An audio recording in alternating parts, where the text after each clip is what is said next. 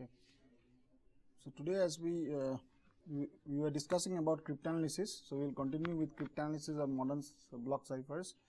And last test class we had seen a method which was named as linear cryptanalysis. Okay, so it was supposed to find out linear approximations of ciphers which also has nonlinear components. Okay, so in today's class we will rather see another method. It's called the differential cryptanalysis. So it's supposedly an even more powerful tool than a linear cryptanalysis. Okay, but we will see and understand what is the working principle. So first of all, we will try to understand the concept of differentials and then define something which is called a propagation ratio. So we will define this particular quantifier and see how to calculate this propagation ratio of a given cipher, and then discuss about the original attack, that actual attack, that is the differential attack. How do we carry forward the differential attack given good propagation ratios? Okay, so we will take them one by one. Some points, this method is quite similar to the linear cryptanalysis method. The main difference, okay, so the keyword is difference actually. So the main difference is that it actually uses the information about the XOR of two inputs and the XOR of the corresponding two outputs. So therefore it uses the actual, so the main difference is in the difference itself. Okay, so therefore you are using the difference to calculate to find out certain properties of your given cipher. So the XOR essentially here symbolizes the difference of your inputs as well as, so you calculate the differences of the inputs and the differences of the corresponding outputs. Okay, so therefore you take two ciphers. So imagine there are two instances of the cipher. You feed the first instance by a given plain text. You feed the second instance by another plain text. So I call them P and P star. The only property being that P and P star maintain a fixed difference. So therefore P XOR P star is a given fixed value, say a P dash. Okay, and then you get corresponding output cipher text like C and C star. So therefore the idea is that this difference which you obtain in the output, okay, so the idea is that whether it is, so there are some expected values of this difference, and you basically what you do is that you guess some bit of the key and you check whether the output XOR is as expected or not. Okay, so that is a broad idea behind the attack. Okay, so this is a chosen plain text attack, right, not a known plain text attack. Why? Because here you are obtaining plain texts which maintain a fixed difference. Okay, so therefore you are not only you know the plain text, but you are actually choosing the plain text. Okay, and therefore supposedly this is an even more powerful attack compared to the known plain text attack. Okay, that is the linear attack. But therefore this has got from the designers, from the attacker's point of view, there are stronger assumptions, right? The assumption is that you can actually choose the plain text. So therefore again we will go back and look at the algorithm that we cryptanalyzed last day. So we will take the same algorithm as our guinea pig, okay, and continue with our discussion. So therefore if you remember in the last test class we had been discussing about an SPN cipher which has essentially, which works on LM number of bits, right? So the block length was LM, where L and M are both integers. Okay, so your key is also an LM bit value, and your output is also an LM bit value. Okay, so therefore what you do is that there are NR number of rounds. The first round, I mean the first NR minus 1 rounds. Okay, they say what you do there, you just do a key XORing, and then you continue doing the shift, or rather you continue to do the sub byte the S box operation. Okay, and how many S boxes are there? There are 8 S boxes, or there are M S boxes. Okay, so what you do is that you apply the S boxes, that is the first S box, second S box, and so on till the mth S box, and obtain the corresponding outputs. The outputs are stored in the variable V. Okay, and this particular variable is now essentially storing the output of the S box step. Okay, so what about the next layer? The next layer is a permutation layer. Okay, so what you do there is that you take the LM number of bits and you do a permutation on them, right? So as we discussed, that permutation is nothing but the transposition of the bits. So what you so therefore that you can represent by this particular function called P, and you see that P1, P2 and so on till PLM just represents a transposition of the bits. Okay, so you obtain the corresponding output W, and you do that for say for all the NR minus 1 rounds, and the last round you just do a plain substitution. Okay, therefore there is no permutation in the last round. okay, and then you finally you again do a key XORing step. So as I told in the last test class, this step and this step are known as the key whitening steps. Okay. So again a recap at our original the cipher that we were discussing. So we have here essentially we have got L and M, both of them are equal to 4, okay, and NR is also equal to 4. What does it mean? It means that we are operating on 16 bits of values, okay, and there are 4 S boxes, and the number of rounds is also 4. So it is divided into, so therefore this 16 bits is divided into 4 groups, and each of them are of 4 bits, okay. So the S box works on each of the 4 bits, okay. So consider a substitution box. So this is an example of the S box. So therefore since the S box operates on 4 bit values, the inputs can go from 0 to 15, right. Similarly the outputs also, but since we are considering a 1-to-1 S box, that is a bijective S box, therefore both the input and the outputs are just plain permutations of the values from 0 to 15, okay. So it's just a map, okay. So therefore it's a very simple description of the S box. What about the permutation? The permutation means transposition of 16 bits. So you take the entire 16-bit block and you just transpose the bits, okay. So therefore this details how the transposition takes place. So if I implement, for example, in hardware, this will be just a plain hardwiring, right. So you take some wires and you just regroup them, okay. So in pictographically this was how it was looking. So you take a plain text and you obtain a ciphertext, and there are key XORing layers in between, which we call as the key mixing layers, and there are 16 bits which we have divided into 4 groups, and each of them are of 4 bits, right. So you again obtain these outputs and you pass them through 4 S boxes, okay. So these S boxes again, after that the output that you obtain from the S boxes, they have to be transposed, right. So therefore this is just a rewiring which you do. It's you can hardwire this part. So it's just transposition. You can see that the first bit comes here, but the second bit goes to the 1, 2, 3, 4 and 5th location, okay.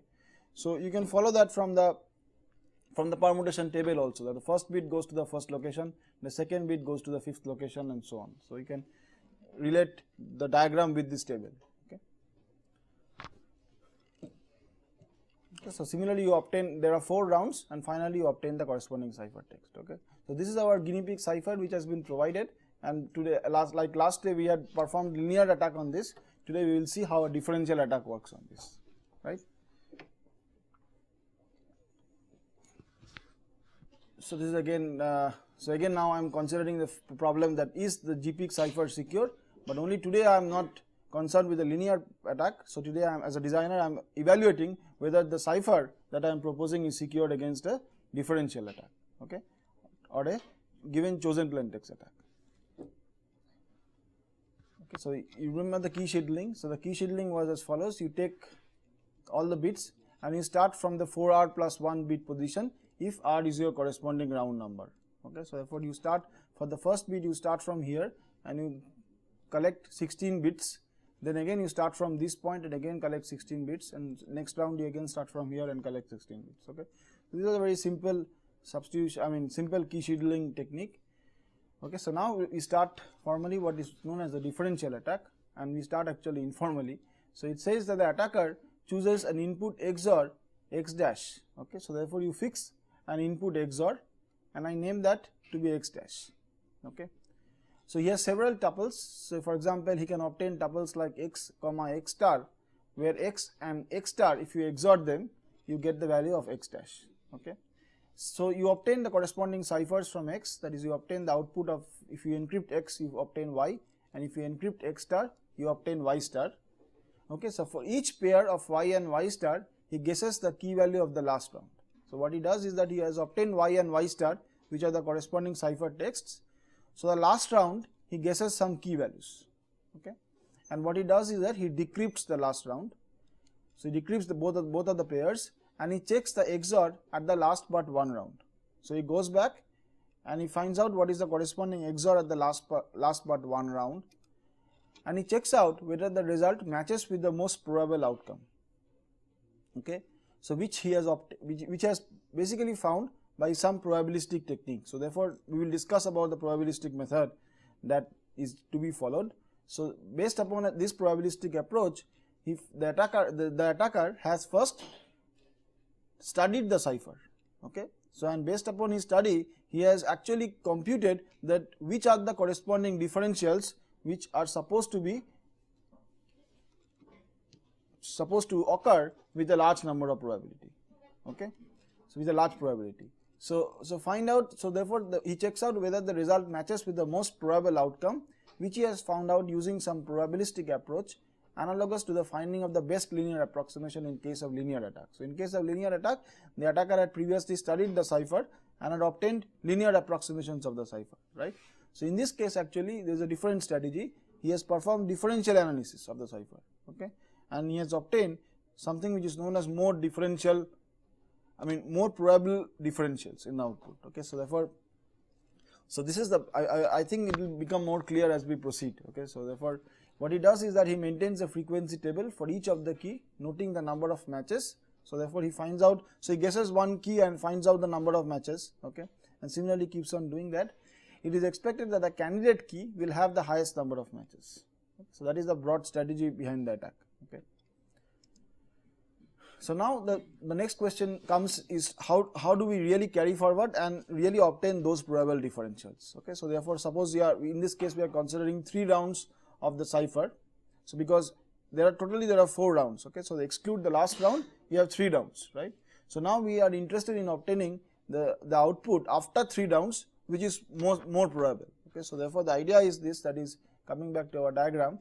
If we set up a differential at this point, okay, I am interested in finding out what differential should occur here with a larger probability, okay. So, therefore, I set a differential input here and I am interested in finding out what is the corresponding differential here among all possible differentials which should occur with a large number of probability, okay. So, how do I carry forward in doing this analysis? So, we have a reasonably complicated structure, right. So, how do we carry forward then do that?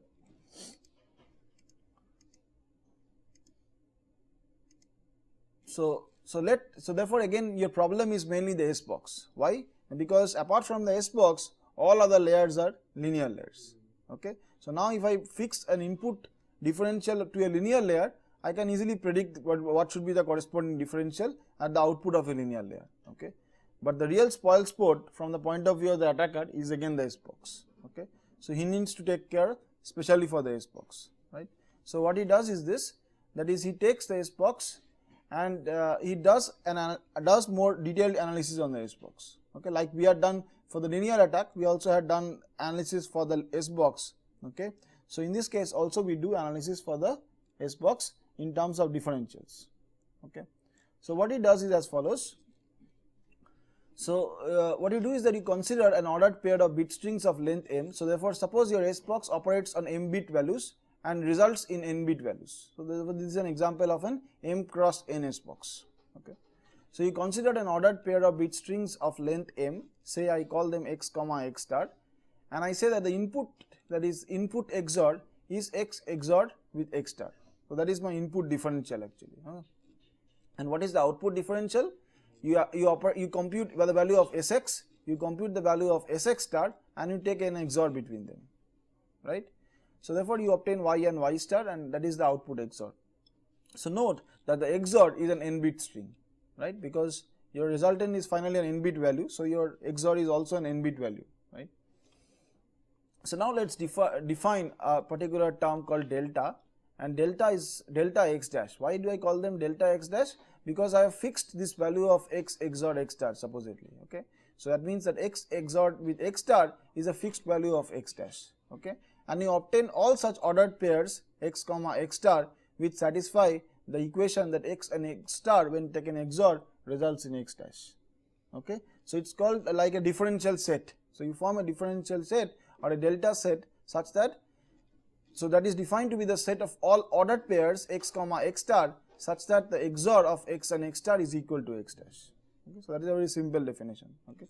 So, how do I define more? So, therefore, this is how it looks like formally, right. You take delta x dash is equal to all ordered pairs x comma x XOR with x dash, right, and x you vary from for all the possible m bit values, because that is your the entire space of your x, right.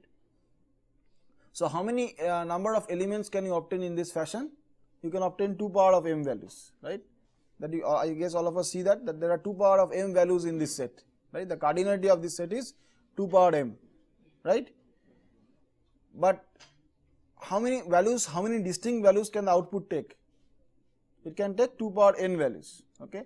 So therefore, this distribution, if I note in the form of a distribution or a table, then this 2 power m output pairs have to be distributed among 2 power n values, correct? So the problem is that if you take a nonlinear S box, then this distribution is actually not uniform, okay? And the attacker exploits this property to mount an attack, okay? So the idea is that if this distribution would have been a uniform distribution, then this wouldn't have worked, okay? But then you will see that it's actually an impossible thing to obtain a fully uniform distribution if you have a nonlinear transformation, okay? So on one hand you do not want nonlinearity, but on the other hand actually nonlinearity is very much required. So you saw that in the previous attack, when we talk about linear cryptanalysis, then we required nonlinearity, right? But in this case we see that because of this distribution's nonlinearity, rather non-uniformity, I am actually mounting an attack, okay? But this doesn't mean that if I replace the S box by a linear transformation, I would have avoided this. No, even then this would have worked, okay? So by defining delta x dash, yeah. are we considering that x star is fixed? X dash is fixed, okay? So what you do is that x dash is fixed, and then what you do is that you start guessing values of the first element in the pair. So that is x. So how many values of x are there? There are 2 power m values of x. So immediately when you fix x, the second value becomes fixed automatically because x dash is fixed, okay? So that means if you take XOR between these 2 elements in the ordered pair, you obtain x dash, correct? So that is the way how this set has been generated, okay? So that I call as a delta set, right? Is it clear? Okay, so therefore this is an example. I think it will be clear with this example. So you consider this example, say I fix the input differential to 1011, okay? So what does it mean? What I do is that how many possible values are there for 4-bit value? There are 16 values, right? So what I start doing is that I start changing the first one like all zeros, then 0001 and so on till all ones, okay? Immediately when I fix this one, the second one gets fixed, right? Because your delta is same. So how many possible elements are there in this set? There are 16 elements, okay? And the output is also in this case 16. So it means 16 output pairs have now to be distributed among 16 values, okay? But you observe the distribution, you will find that this is for your S box, okay? So therefore this is for the same S box that we have described in the just few slides back. So you take x star, you operate and you operate the S box and you obtain y and y star, and you note the differential y dash. So what is y dash?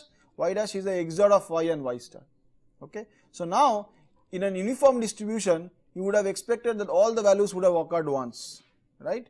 But unfortunately it does not occur. So you will find that there are some values which are completely absent here, and there are some values which are repeated, okay? So there are some output differentials. If you fix the input differential to this, then there are some output differentials which are more expected, okay?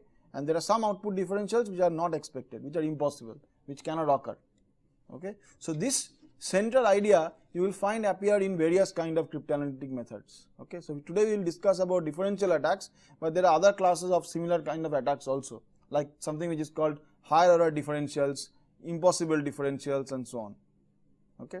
And also so therefore this idea is very central. So therefore let's try to understand this properly, okay? So now you can actually obtain a frequency table in this fashion. You will find that, so this is a simple tally table, okay? So it's similar to a frequency table, and you will find that there are certain differentials which have never occurred, and certain differentials which have occurred for quite a significant number of times, okay? So you see that which is the highest number of or rather which is the output differential which has occurred for the maximum number of times? It is this value, right? So 0010 is probably the most expected. So the frequency distribution of the output XOR show that only 5 out of 16 possible XORs occur, okay? The others do not occur. So this is a widely non-uniform distribution that we have. in a uniform distribution all the output XORs would have occurred exactly once, right, because we have a bijective map here. So this so what if the map was not bijective? Then we would have expected in a uniform distribution each of the elements would have occurred 2 to the power of m minus n number of times if m is greater than n, right. So if you have for example for DES your input was 6 bits and your output was 4 bits, right. So if we had a uniform mapping, then each of the elements in a differential table would have occurred 2 to the power of 6 minus 4, that is 2 squared, that is 4 number of times, okay. But unfortunately that does not take place, and therefore you can try differential attacks, okay. So this attack exploits this property which serves as the distinguisher, okay. So therefore this is again you see that the first objective is to identify a proper distinguisher, and it has been proved historically that if you have been able to find out distinguishers, you can convert that into real life attacks, okay. So the first objective of any cryptanalysis is to find out distinguishers. So now you can actually do that for all possible differentials. So same thing, you can do it for all possible differentials and obtain a table which is known as the DDT or difference distribution table, okay. So you see in a difference distribution table what we have noted is in the rows we have given the input differentials, and in the output we have noted the output differentials, and all these are the frequencies, right. See, for example, we had worked out in the previous case the case of b comma 2, right. So b comma 2 was this, that this input differential was equal to b, right, it's b, right, yeah. So and what about the output differential? It is equal to 2. So if I look into this table and I observe the entry at b comma 2, you see b and 2, you get the value 8. So that is what we found out here, right. So that is being stored here. Similarly for the other values also. So you note that there are a lot of zeros, right. So which means that there are a lot of differentials which actually do not take place. So if you fix the input differential to a particular value, then you know that certain differentials which never occur and some differentials which are more expected, okay. So immediately you understand that if you have a table like this, you can also obtain the probabilities, right. So therefore you can find the most probability, least probability, and so on, right. So therefore what you do is this, but before that let us also observe another important thing, that is the key has got no effect on the differential. Why? Now because we are mixing the key by a simple XOR, right, and therefore if you take two such differentials, then the key gets cancelled out. You see that?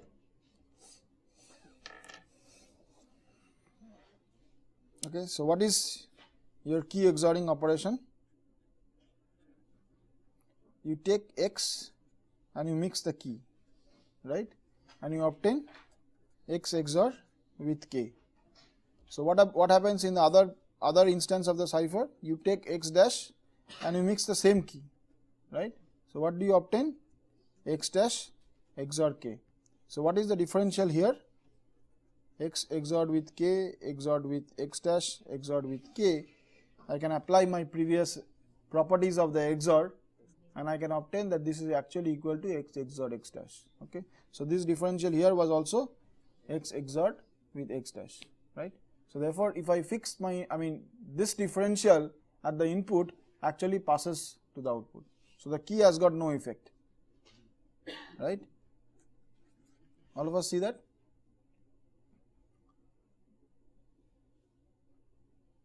So if the key was mixed by some other function, okay, say an integer addition, then this wouldn't have been the case, right. But then if we can actually change the definition of the differential and can carry out similar kind of analysis, okay. So my differential is exactly defined as just exactly the opposite of my addition, right. So in this case both of them are XORs because I am doing a GF2 operation. My addition and subtraction both can be implemented using an XOR, okay. But if we had done an integer addition, then we would have defined the differential by subtraction, modulo subtraction, okay.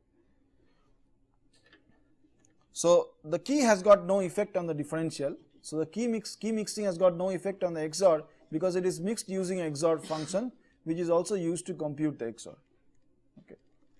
So therefore the differential passes, that is the point, okay. So now we can define something which is called a propagation ratio as follows. So propagation ratio or prop ratio is the probability that an input XOR A dash gives a corresponding output B dash. Okay. So we had noted the table, right? So the table essentially had pairs, had elements, had entries at locations which are corresponding to the A dash row and the B dash column, right? So what does it mean? It means that if you set the input differential to A dash, then the number of times B dash occurs in output differential is so on, is say ND A dash comma B dash. Okay. So now what is the probability or the prop ratio? It is this divided by 2 power of m. Okay. So 2 power of m are the number of possible inputs that you can provide. Okay. So therefore you can obtain similar kind of probabilities, and that we may refer to as the propagation ratio or the prop ratio. Okay. So you observe that I think all of us have can say that at this point can appreciate the fact that there are some values for which the propagation ratio will be actually equal to 0 because they never occur. Okay. So now if you have the idea of a propagation ratio similar to something which we have called as a linear trail in our linear attack, we can define something which is called a differential trail. Okay. So what is a differential trail? So it says that since the intermediate keys has got no effect on the XORs, in our analysis we can actually neglect the keys, right? Because they don't have any effect on the differential, right? So you can just simply throw away the keys, and that's actually one reason why differential attack is so powerful. So in the input points, the keys has got no effect. Okay, so if you do a differential attack, the key has got no effect on your analysis. Okay, that makes your analysis quite simple, right? At least simpler. So what we wish to combine is those propagation ratios for which the input XOR of a differential in any round is equal to the output XOR of the last round differential. So what it means is this, that is, so you see that your cipher essentially composes of rounds, like, so idea is that suppose you take round I and you observe round Ri plus 1. Okay. So what you have done is that maybe you have targeted one S box here, okay, and you have targeted another S box here, okay, and you have found out that the propagation ratio of this and this is say high for a particular value. I refer them as say A dash and B dash, okay, and the propagation ratio for this S box is high for say a value of A comma B. Okay. So now if I want to combine these two, that means I require to find out the propagation ratio of A and say B dash here, then that means I need to see that this difference is actually influencing this differential here, okay, or is the same differential as this, only then I can combine. You see that? So the moment I fix, say for example I need an A difference here, so that means what? That means for all the other points I fix a zero difference, okay. So now that means if I denote the differential here in a word format, then this would be all zeros followed by A, right? This is the input differential of this round. So now I obtain by this analysis, suppose I say that in the output you have a large probability that say all zeros and B will occur as a differential, okay. So now after this what do you have? You have a transposition, right? So we will observe that where does this disturbed bits go, okay. See for example these disturbed bits, say one bit goes here, one bit goes here and so on, right. So the moment, what does it mean? That if there is one disturbed S box, that is actually influencing not one S box but maybe two S boxes, right. So therefore now after you have observed that, you need to find out the difference propagation ratio of this S box as well as this S box, right. So therefore you need to see that the difference propagation which you obtain here is actually equal to the difference propagation here if there was no permutation layer, but if there is a permutation layer, it is equal to the permuted differential, okay. So it is equal, so if your difference propagation here is say delta, I call that delta Ri, okay, so something like this, delta Ri, or rather delta output of Ri, and here it's actually, so delta Ri minus 1, and here it's equal to say suppose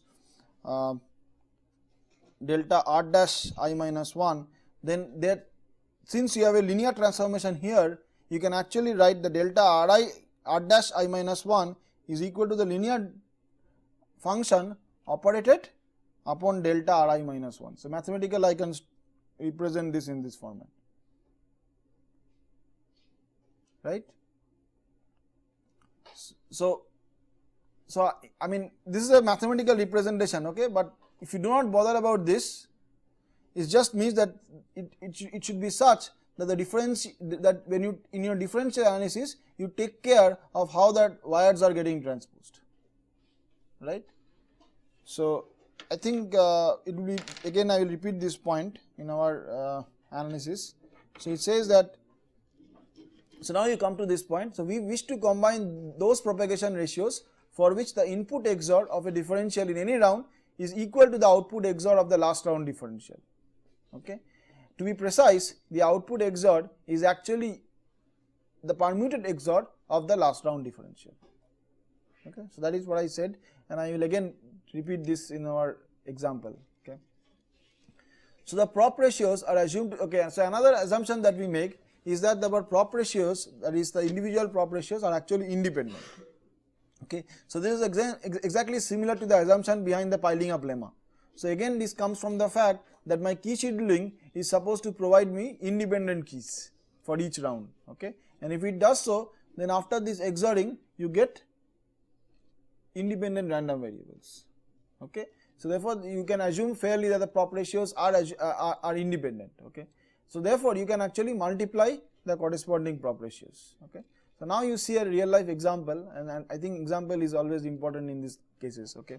So you see that in your, so you see that we have targeted some S box, like maybe this S box. So you observe the arrows again. Okay. So you observe this arrow, and this arrow. So what does it mean? That we have set the input differential to certain value. Okay. So if there are no arrows, that means my differential is actually equal to 0. Okay. So you have basically disturbed these points. So immediately if you have disturbed these points, you see that this key XORing does not change the differential. So it just passes these differentials, right. Then what happens is that this S box produces some output, right. So here you can actually have lot of possible outputs. Okay. So but what the attacker does is that from the table he says that, okay, if this be the input differential, then there is a larger probability of this particular differential to occur as an output. Okay. So for example, here we have set this as a 1 0 1 1. So it is expected that in the output you will have say 0 0 1 0 as an output. Okay. So that was the larger number of, that is occurring for the larger number of cases, right.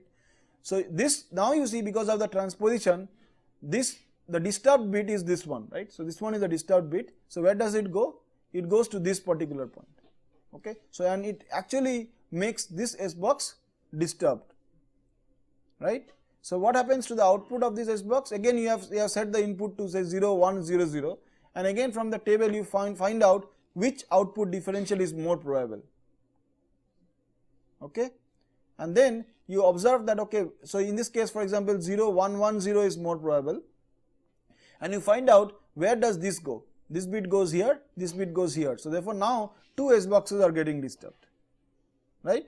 And similarly you obtain the corresponding expected output differential here. Okay. So finally you see that in the cipher text, this S box and this S box, in the final round this S box and this S box are getting disturbed, right. So now I am interested in finding out, if I set my input differential to this value and I expect that my output differential is this value, what is the corresponding probability for that? Okay. So what I do for that is very simple. I take the individual probabilities, and assuming that fact that all of them are independent, I multiply the probabilities. Okay. So that is a broad idea. So now let's see the little bit more details. Okay. So you see that here, if I set this value to this, then your prop ratio is half. Why? Now it was equal to 8 by 16, right. So it's equal to half. Similarly for the tables you can obtain these values also. Okay. So they are 3 by 8, 3 by 8 and 3 by 8. Okay. So you see that, so it's exactly the same way as, I mean, you can see that why I am interested in these differentials. Okay. So that is precisely exactly the same as I told you, like you have to take care of these differentials and also the transposition of the wires. Okay. So finally you see that your output differential which you are expecting here, or the resultant prop ratio, is obtained as this. Your input is 4 zeros followed by 1 0 1 1 followed by all zeros. Okay. And what is the differential here? It is 4 zeros 0 1 so you observe here actually, okay, here. So it's 0 0 0 0, then you have got 0 1 0 1, okay, and then you have got 0 1 0 1, and then you have got 4 zeros, okay. So I am finding out if I set my input differential to this value and output differential is expected to be this value, what is the corresponding propagation ratio for this big differential, okay. In order to do that, I multiply these probabilities, okay, because all of them has to hold simultaneously, right. All the events has to hold simultaneously, okay. So therefore, if I assume that all these events or all these prop ratios are independent, then I can multiply them, right.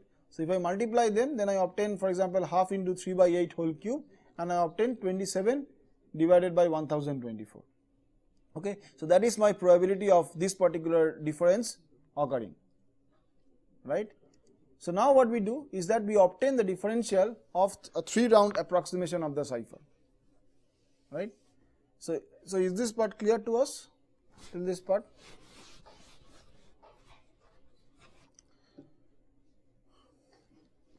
So now we obtain the differential for 3 rounds, that is 4 minus 1 3 rounds. So we have got x dash is equal to this, that is 4 zeros, 1 0 1 1 and 4 zeros, and therefore you see that V3 dash. So what was V3 dash? V3 dash was this particular location, right. So therefore this is the differential at this location. So you will see that V3 dash was equal to this value, that is 4 zeros, 0 1 0 0, 0 1 0 1 and 4 zeros, okay, and this probability is actually equal to 27 by 1024, okay. So also note that the key has got no effect on the XOR V3 dash, and thus we have actually V3 dash equal to U4 dash, okay. So if it passes, hence it follows that if x dash, if you set the value of x dash to this, then U4 dash's expectation is this with a probability of 27 by 1024, okay. So note that U4 dash is the input differential at the input of the last round S box. That is what my objective was, right. So I have actually found out an expected differential at this location, okay. So you see that this is equal to 0 0 0 0, 0 1 1 0, then 0 0 0 and again 0 1 1 0, okay. So that is my corresponding output differential, 0 0 0 0 1 1 0, all 4 zeros, and so in this case it is told to be at this point.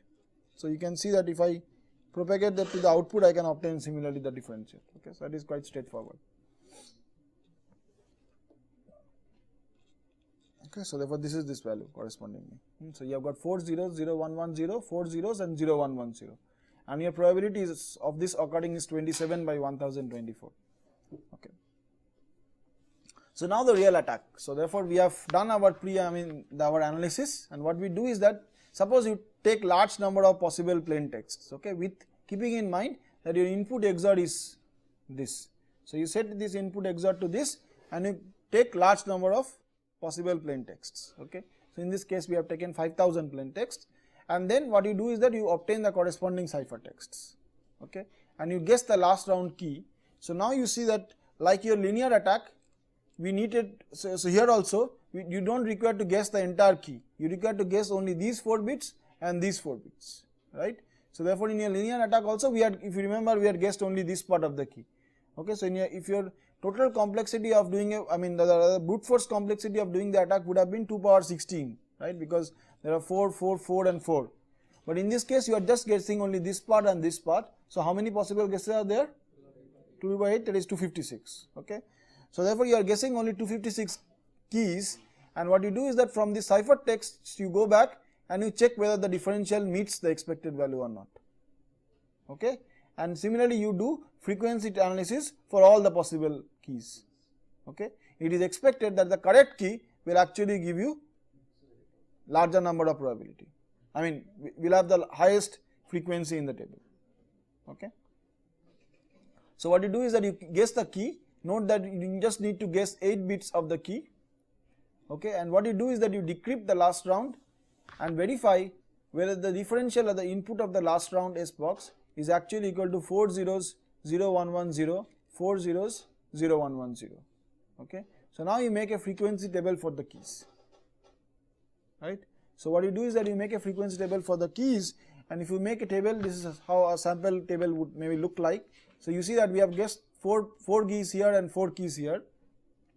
So you see that 24 was the actual key. Okay, so therefore assume that believe that 24 was the actual key, and the probability of that occurring is actually equal to 0.0244, whereas the others has got lesser probability than that. Okay, so from this observation we can conclude that 24 is the correct key with a prop ratio of around 27 by 1024, which is actually equal to 0.0264, and you see that it matches fairly with your observed value, which is close to the experimental value of 0.0244. Okay, so you can immediately understand that since this is a statistical analysis, doing one plain text, 2 plain text, 3 plain text, okay, it will become more and more close to your actual expected value if you take large number of plain texts, right? So therefore you have to take large number of plain text. So you see that in this case we have been able to do the attack with only 5,000 cases. Okay, so you have to keep on doing that until and unless you find that there is a significant key, there is a key which essentially is goes close to the expected value.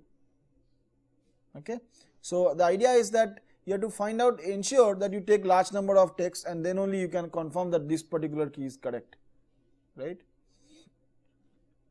So that is the broad idea behind the differential attack. So therefore immediately when we think of attacks, we also should think about immunity, right? Because we are essentially not bad people, right? We are good people. So therefore we should think about how to make our cipher strong, right?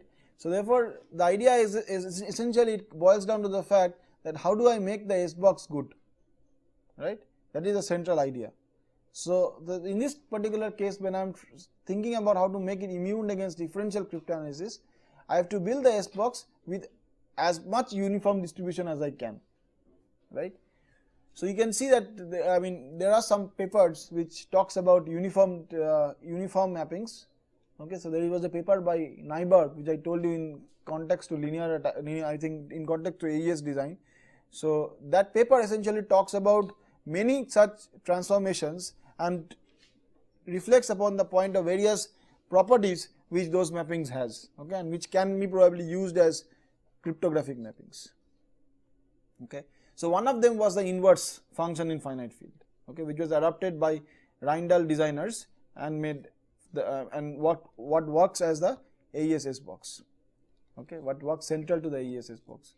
So note that the number of pairs of a plain text and ciphertext required is roughly inversely proportional to the probability of the differential. Okay, so therefore if I observe like my probability is say p, then roughly the number of pairs that will be required will be proportional to 1 by p.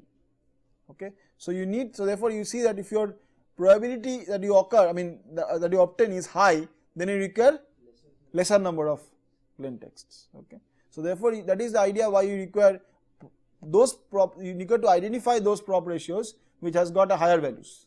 Okay, so only then you can do the attack with smaller number of plain texts. Okay, so a low probability of the differential from the point of the attacker, I will try to make the probabilities as small as possible, right? From the point of the designer, I will make the probability as small as possible. Okay, then the attacker will require large number of texts to carry forward the attack, right?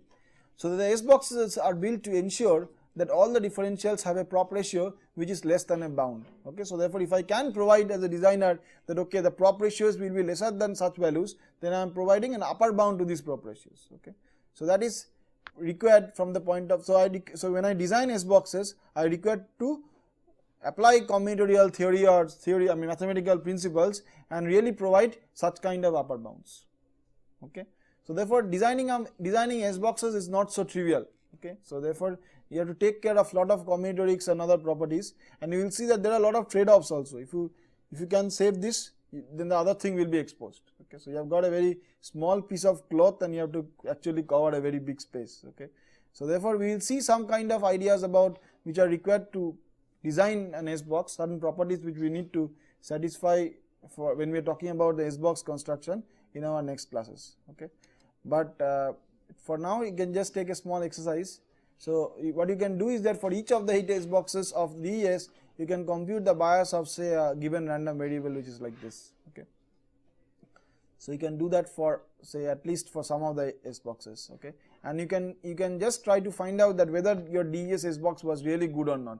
Okay, so therefore you can do an analysis. So what you can do for this is that maybe you can write a piece of C code, okay, or a MATLAB code through which you can actually evaluate the differential table of the DES boxes.